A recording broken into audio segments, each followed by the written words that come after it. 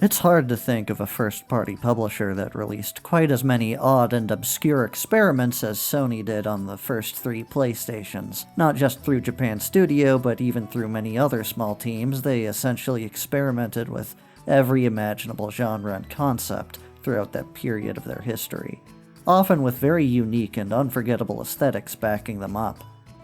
As once untranslated parts of their history, like Boku no Natsuyasumi and Doublecast, see more English attention and availability, I like to dip into what's left out there, alone and untranslated, to get a fuller taste of just what we missed out on. And I can tell you, even from my small sampling, it's a lot.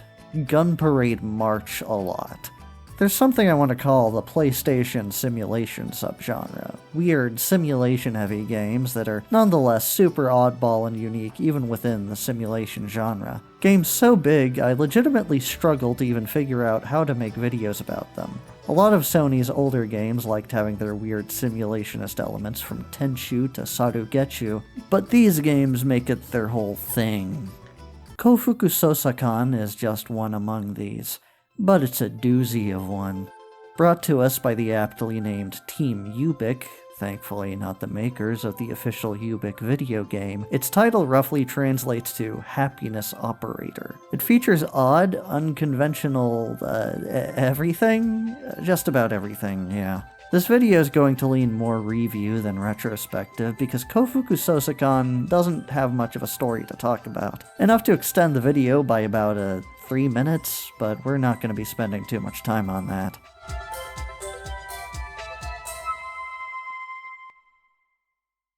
Koufuku Sousakan begins in the near future, where life has become so convenient it has lost all flavor. The people have lost the ability to feel happiness. As a solution, a vast digital VR matrix called CLOVER has been created, with 100 applicants accepted within to live out virtual lives in a recreation of our modern world, in order to experience happiness and generate it for the denizens of our futuristic landscape to share in. But something goes awry. There's one more person in there than expected, and this guy is seriously messing everything up. An error takes all 100 of the people inside offline, disconnected from the primary matrix, and unable to be logged out. Now, we get the cleanup job. We've got to go inside Clover, rescue the people inside, and monitor their daily lives to ensure they live out the happiest ones they can, all while protecting their happiness from our little friend. And that's mostly where it ends. The story of Koufuku Sousakan is only nominally in its main plot. There is technically more, but, well, we can get into that later. For all intents and purposes, the story of Koufuku Sousakan is not the actual story of Koufuku Sousakan. It's these little guys. The gameplay of Koufuku Sousakan is deceptively simple. It works on a day-by-day, 20-minute structure. Every day you pick from one of the 100 guys, well, whoever you've currently got unfrozen anyway. Most of the game is only played with 3 buttons, and you only have passive levels of control. You don't directly manipulate anyone in Koufuku Sousakan. Exploration of the world is not something you do. You don't even decide how these guys interact with each other. Instead, your primary inputs come at a few different points. When your guys do get chatty together, mess with the world around them, or even just have random, innocuous thoughts, there can be emotional responses tied with these things. If they're happy, then you gain happiness, which is automatically sent to their happiness meter. They've got one, and so do you. The basic goal is to get every character you monitor to the end of their day with a full, maxed out 100 happiness meter. Your own meter is more of a reserve stock, a utility. By holding circle, you can suck in any happiness they generate. This means they won't get happier, but on the other hand, if they generate negativity, it means you have the resources to suck that in and spare them the bad vibes. Your stock is persistent across days, so you're the one playing the long game. You always want to have enough for an emergency, to really soften the blow if your due to the day gets into something that makes them feel really miserable. Your meter maxes out at 50, but when you max out, you can press triangle to store it as a bomb. Bombs, being made of a full gauge of 50 happiness, can be fired off with square to give the man of the hour a little happiness injection. They've also got one more very important use.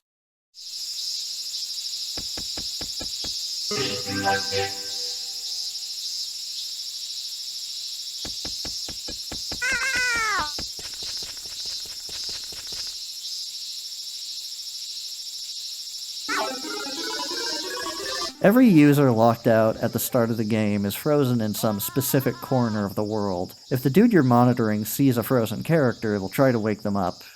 Usually. Hopefully. That's when you come in. Unfreezing requires you to mash the circle button rapidly and spends a portion of your stocked up happiness. If you mash faster, you get to save a bit of it, though it's rare to save more than 2 or 3 points. I recommend using turbo buttons.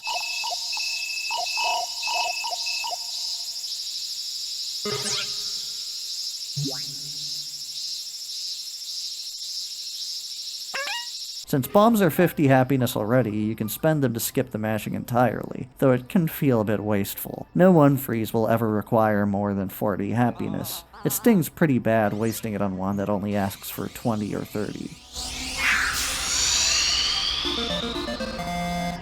None of these mechanics are exciting on their own. Koufuku Sousakan is not a very exciting game to play, but that's also not the point. As advertised on the back of the box, it's a series of mini-dramas. You find a guy who looks interesting, click on him, and get to see what a day in their life looks like. The most mechanical angle to this is the light puzzle gaming element, finding characters relevant to each other's stories, unfreezing them, and doing their scenarios to raise their happiness to affect the previous character. This is the moment where Koufuku Sousakan's gameplay does sort of click. One day, you could be following a kid in an impoverished family going to work at his construction job to earn money for his little brother's future. Or you could be following that kid's super emotionally supportive coworker who loves fish, really loves fish, and spreads love and peace to everyone around him while thinking about how much he can't wait to get home to his apartment full of aquariums housing his little fish family so he can watch one of them lay eggs. You could even just be following a really lazy guy whose ideal day is one of going to work and having no customers come in, so he just gets to kick his feet up, relax, and get paid for not doing any work.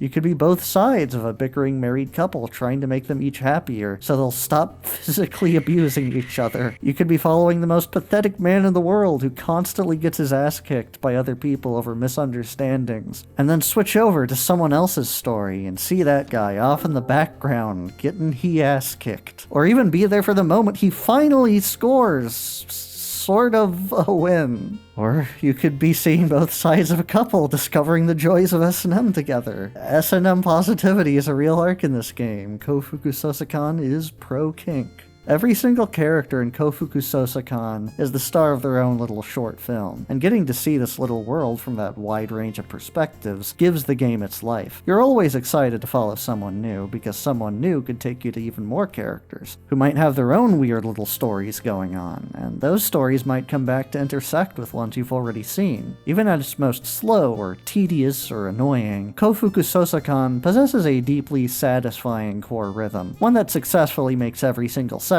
feel like you accomplished something significant, despite the extremely minimal level of game interaction, and most if not all the stories you witness are just inherently weird and interesting. If there's one particular story I gotta highlight, gotta say it's my girl here, Tatsuya.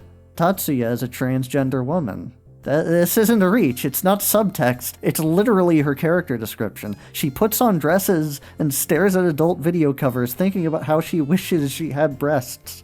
Her scenario literally ends with her dad expressing full support of her gender identity and her wish to go through surgery. You want to talk about putting woke in games? This is Sony's wokest release ever, and it came out in 2004, exclusively in Japan. I always love finding stuff like this. It blows through any bullshit people try to say about it only being a recent thing or something foreign art isn't made with a valid awareness of or interest in. It's not a deep exploration, but for a game that loves playing certain archetypes for laughs, often at their expense, I think it says quite a lot about how overwhelmingly positive and sympathetic this character is. There's a bit of humor to her, but the mechanical incentivized outcome is one that exists purely in support of her personal identity. It's pretty sick. And it does play into some of the game's wider themes about accepting difference and oddity. The more inter-character conflicts in Koufuku Sousakan can often arise from personal anxiety, whether about appearance, financial situation, or differences in their interests and way of life. You can't fix anyone in Koufuku Sousakan, but you can make them more accepting of each other. As much as the game might toy with our little dudes, it always encourages you to give them a win, and that win usually comes about in making them realize how much they do appreciate each other. It's cool. It's really, really cool. And you know, cool's a word for most of this entire game. It's not perfect, but man, it's just cool. It's cool enough that I pulled through all the more tedious stretches, because I could always be sure that just about anything it had to show would be interesting enough to be worth it. Yeah, all of it was worth it. Everything, every little bit. Everything except him.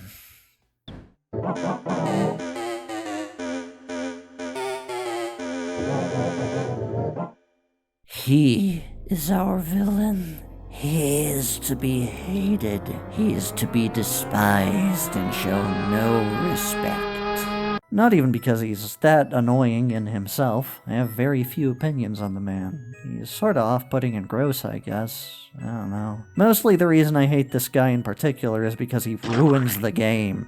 Koufuku Sousakan has a very carefully crafted, simulationist adventure game core. I guess they got scared about it being too simulationist and too adventure gamey, because they decided it needed an action element. You already have the unfreezing QTE, so what more could you add? Well, the answer is obvious, isn't it? Grid shooting! He appears randomly.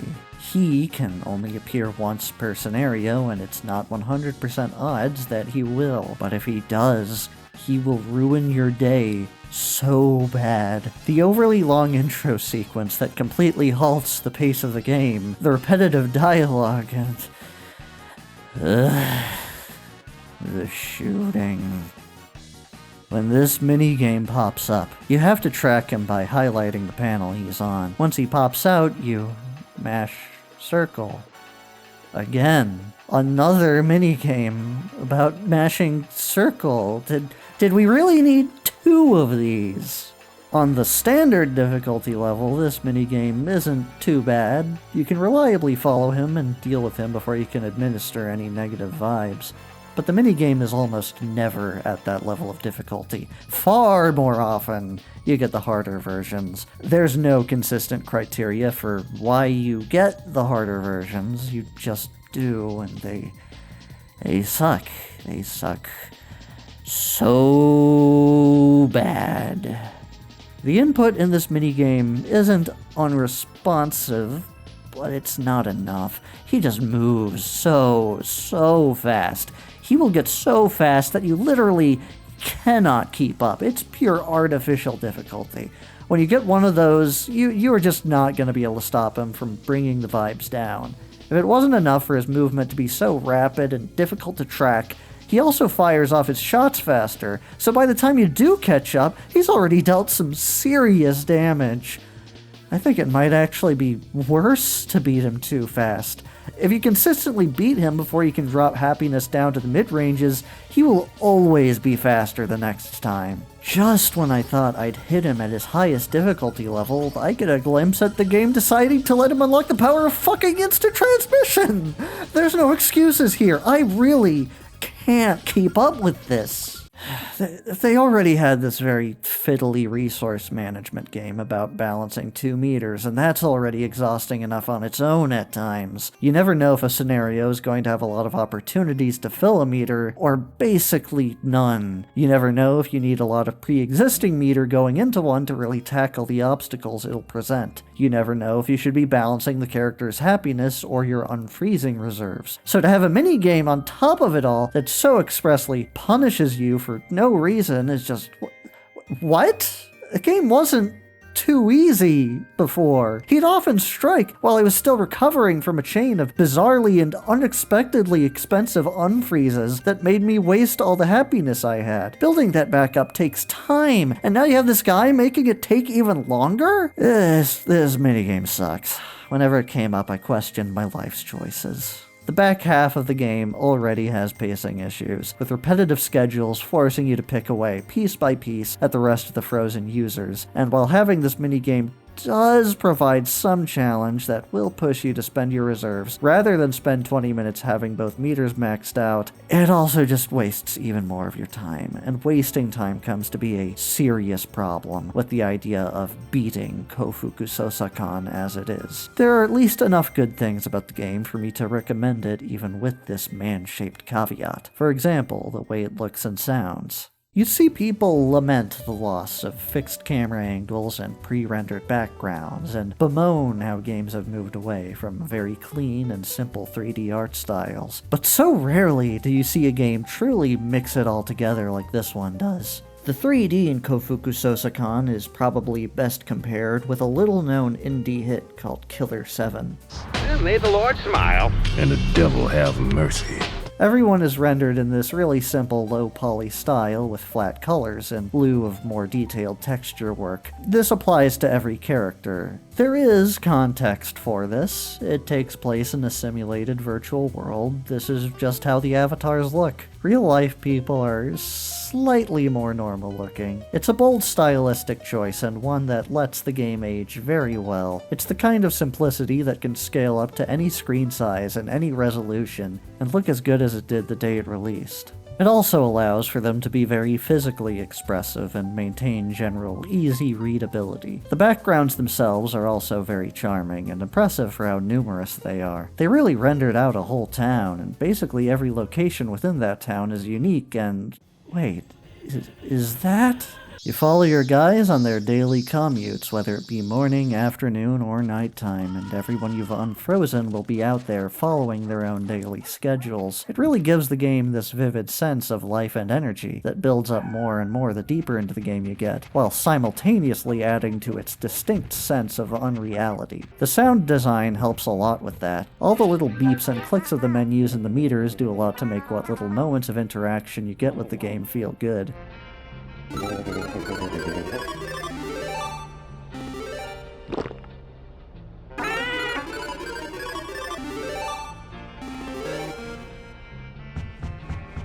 There's a few really good music tracks.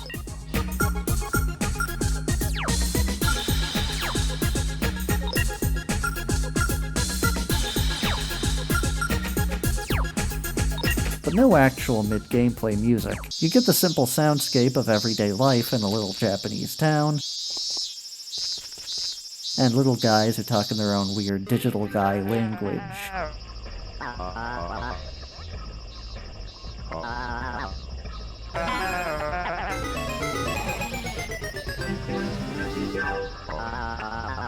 Watching them all walk around at night can be worth it just for the atmosphere alone.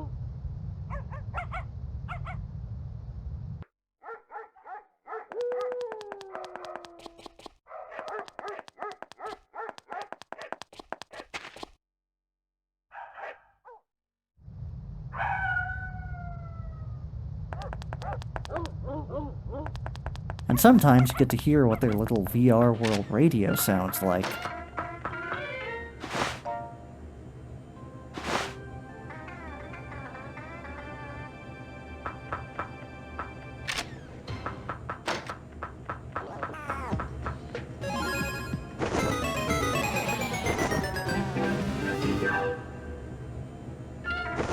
If there's one real criticism I can level at it, it's that after a while, the lack of background music can get a little draining. This is less of a problem with the sound design, though, and more with how long Koufuku Sousakan is. Having to pick from a list slowly blowing up to 100 people and sort through all their schedules for grayed out names to make sure they're encountering someone you haven't unfrozen yet takes some real time and some real energy out of you. It's more of a game design problem than anything else, especially with a game that doles out its narrative this sparingly. Oh yeah, I guess we can talk about that now. Like I said earlier though, there is not a ton to say.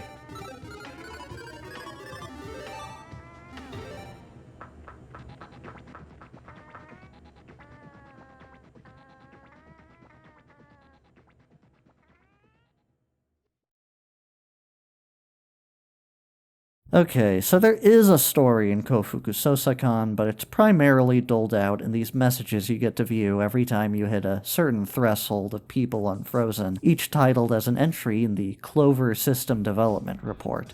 As expected, they tell a story of a darker secret behind Clover's development. Long-term use of Clover will actually imprint one's digital existence onto their real-life soul, giving it an addictive property and causing one to lose more and more of their emotions in reality. The person writing the reports asks for the research to be halted, which goes about as well as you might expect. The second report details the response the writer received from the government, and it is pretty revealing. People haven't lost their capacity for happiness because of life getting too convenient. That would be stupid. It is, in fact, the modus operandi of the government of our dystopian future to leave people without hopes or dreams to aspire to, in order to mold them and make them easier to control. The downside of this is that the societal depression it's sent everyone into has started impacting their economy. So, the big question: what does the government consider easier? Granting people real-life opportunities and control of their future? No. It's the Soulsucker 9000. It's this or nothing. Reading this sends the researcher into a rage, proclaiming he must put a stop to Clover somehow before he loses the ability to even feel this anger. To be honest, I'm starting to think he might be right. As we reach his final log, he lets out a cry for help.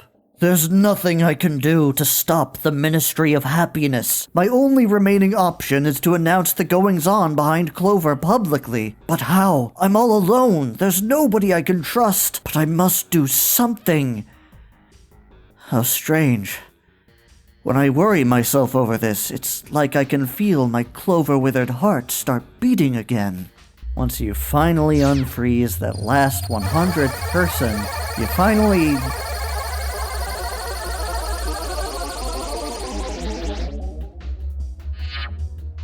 Oh, screw you. Okay, so once you unfreeze all 100 people and raise their combined happiness to a total over 8,000, you can finally see the action-packed finale. After our faceless protagonist guy notes that after all the time spent in Clover, he still feels his heart welling up with a mysterious sense of happiness that the simulation should have erased, we have our talk with our annoying little friend.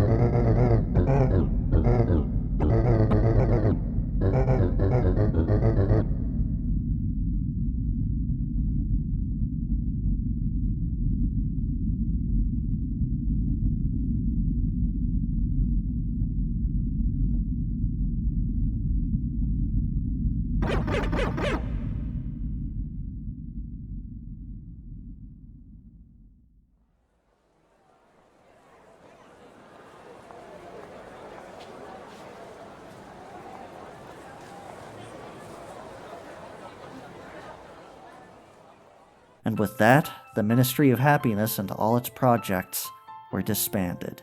Koufuku Sousakan is not exactly a good video game. In fact, it gets sort of mind-numbing. But I love checking out unique stuff, and it's hard to get more unique than something like this. It's genuinely pretty incisive for its time, and when you cut through a lot of its bullshit, you can get to some pretty genuinely sweet little stories and characters, and a world with a sense of aesthetics and atmosphere that stands with the best of its generation. I don't expect Koufuku Sousakan to get translated anytime soon, but if it happens, I wholeheartedly recommend checking it out. If not to do a full playthrough, then just to experience some of what it's got to offer creatively. I don't regret playing it at all. If things go well and I can get a Japanese voice command-based adventure game to, register my voice consistently, then next time we'll be going through some more hands-on PS2 adventure game action. Till then, don't worry, be happy.